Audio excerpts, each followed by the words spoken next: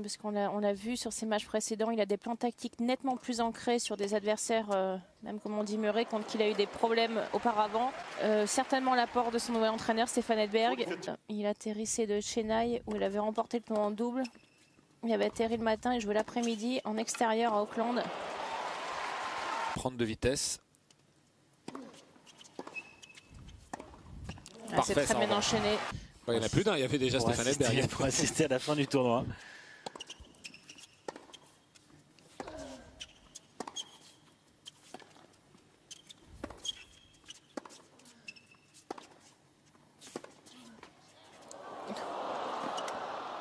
Oh, livré ça. Et il s'en sort bien, Roger Federer.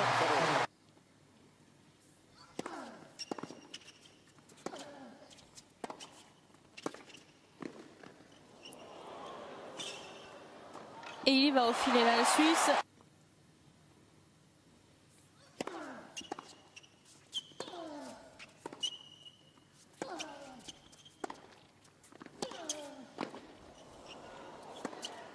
Magnifique.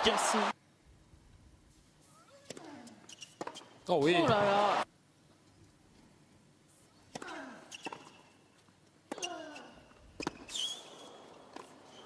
Bien joué, cette volée listée de la part de Nadal.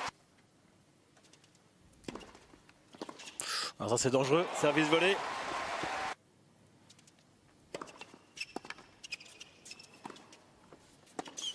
Et oui, avec ce passing.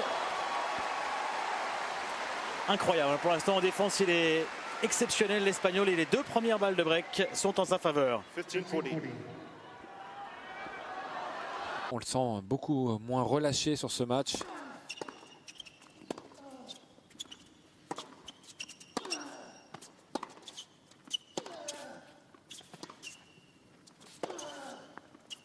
Oh, qu'est-ce que c'est bien joué.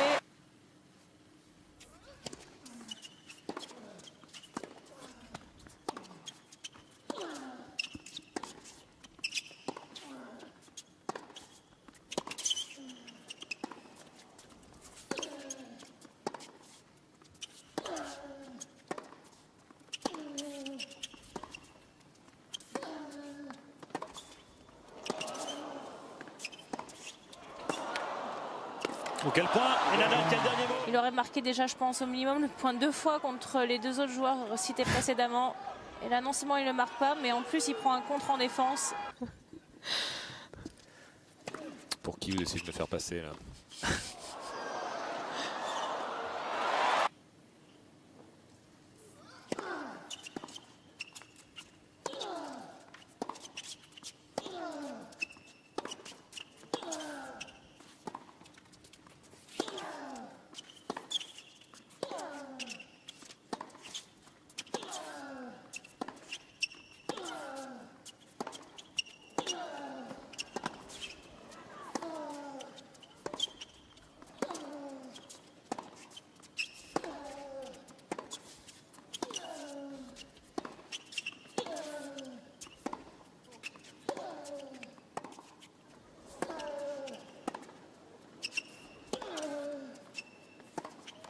Alors que le rythme s'est vraiment accéléré.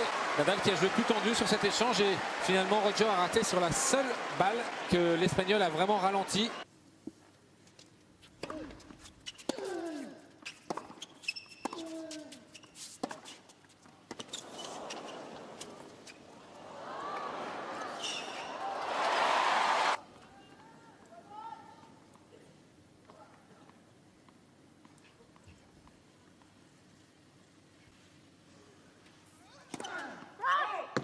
Il y a du slice. C'était impressionnant.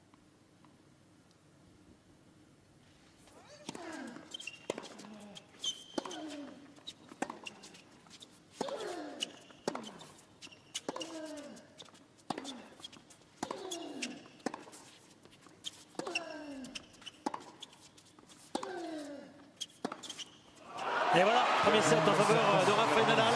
Et il prend une avance très importante, une manche à 0.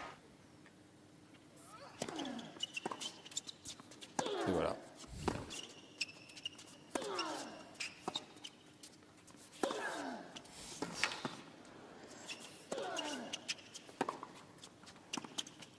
Oh, c'est Parfait. Qu'est-ce que c'est? Exceptionnel, ouais. Qu'est-ce que ça doit être gênant jouer avec un pansement plein dans la paume de la main. C'est dommage, on n'arrive pas à voir exactement. Ah oula. Oh là là. C'est encore. Oh là là. Ça fait mal. Rien que de regarder, c'est dire le courage de ce joueur. À plusieurs reprises, il va jouer cette fois-ci. Alors, c'est pas vraiment qu'une protection, avec un pansement qui lui a été appliqué. Et Federer, pour la première fois au service dans cette deuxième manche. Qui gicle beaucoup plus.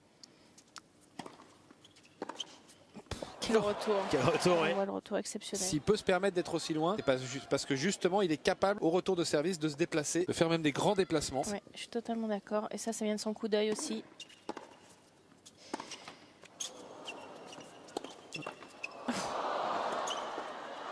Oh oui. Incroyable point. Et alors que Federer avait souvent été passé dans la première manche. Applaudi par Nadal. Une belle prise de bec avec cet arbitre lors de la finale de l'US Open 2009 contre Del Potro. Ah oui, c'est le fameux, oui. d'accord. Il s'était énormément énervé. Il y a eu de grosses erreurs d'arbitrage dans ce match d'ailleurs.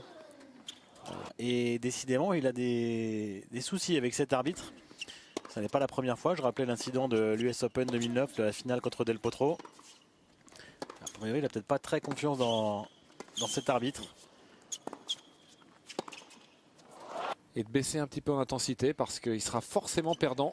Il avait servi à 208 là en première. Service le plus rapide depuis le début. Il essaye d'accélérer son service.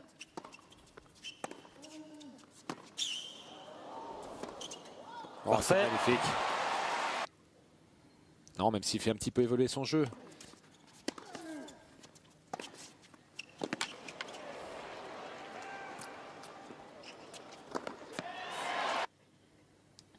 Pour faire sortir lui aussi Rafael Nadal du terrain. Oh. Toute la place là, bien sûr. Il y avait tout le cours. Vous auriez pu le faire, Bertrand. C'est parfait, encore au service. En tout cas, mentalement, il répond présent hein, quand même. Il se bat. Avec les armes du jour, il cherche de trouver des solutions tout le temps. Il se résigne pas. Comme vous le disiez, ça met une pression énorme et obligation de faire que des coups quasi parfaits. Ah, c'est très bien joué. Quasiment le jeu par cœur de Roger Federer. Mais peut-être aller dans des zones où il n'a pas l'habitude de jouer pour lui changer ses systèmes automatiques où à chaque fois qu'il joue une balle, Nadal, il sait où Federer va jouer. Challenge. Non, c'est pas tout.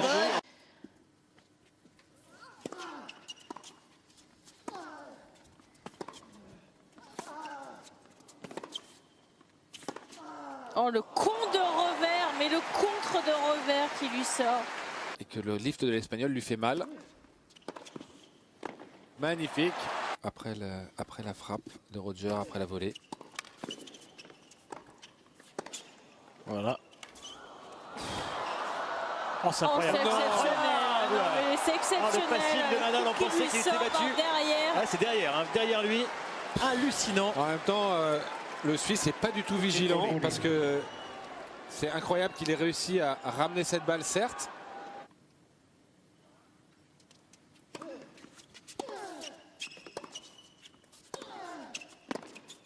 Oh là là.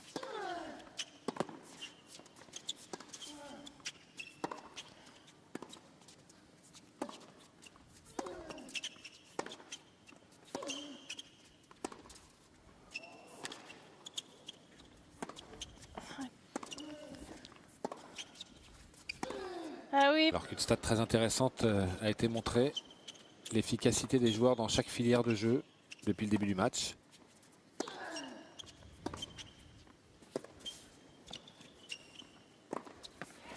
Bien fixé. En revanche, lorsqu'on est au-dessus de 9 coups. C'est énorme la différence. 17-7. 17 pour Rafa. Et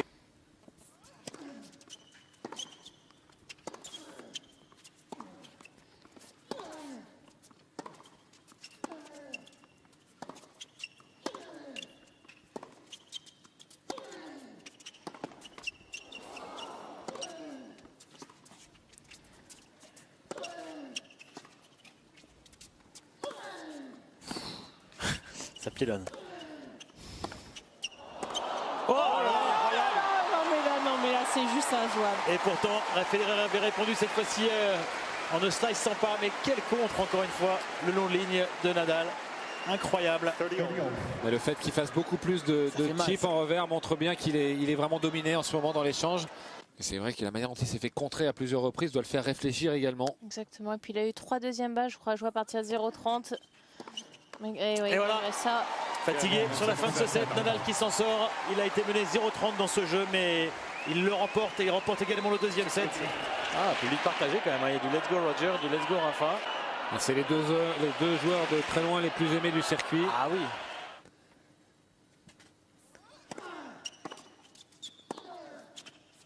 Comme il y en a 3. Bon.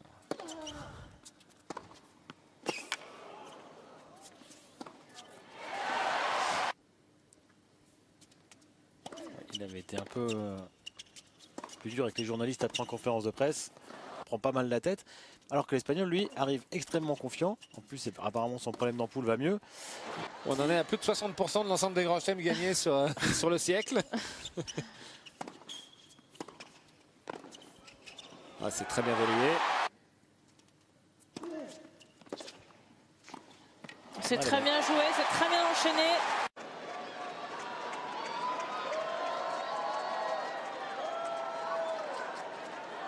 Qu'elle avait de la vitesse, elle avait tous ses ingrédients. Et depuis le milieu du second set, il y a beaucoup moins ça. Incroyable.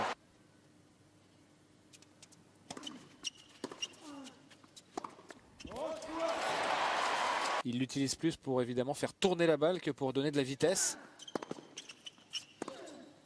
Parfait. Sachant que l'avant-bras passe devant et ensuite la main rattrape ce retard. Oh là là, c'est bien joué ça aussi.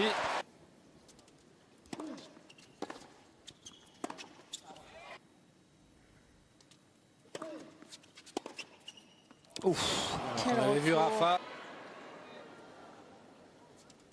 Je ne sais même pas comment il peut faire des coups pareils.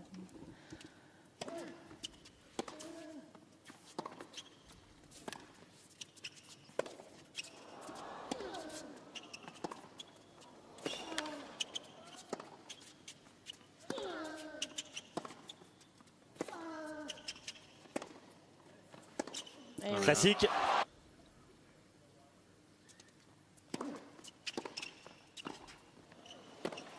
Oh là là, celui-ci aussi, incroyable. Il les aura tous faits dans toutes les positions. Alors que c'était très bien servi pour monter au filet. Il avait servi plein sur le corps pour ne pas donner trop d'angle à Rafa. D'ailleurs, la première volée avait été jouée dans de relativement bonnes conditions. Mais c'est vrai que le passing en bout de course de Rafa est tout simplement exceptionnel.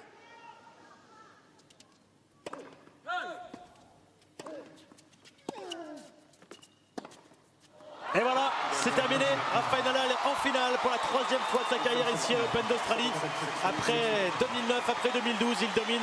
Roger Federer, ça a été en 5-7 en 2009. Il l'avait battu en 4-7 en 2012. Et cette fois, c'est en 3 petits sets que l'Espagnol parvient à s'imposer en 2h24 minutes. 7-6, 6-3, 6-3. Nadal retrouvé. Nadal, comme souvent face à Federer, jouant son meilleur tennis.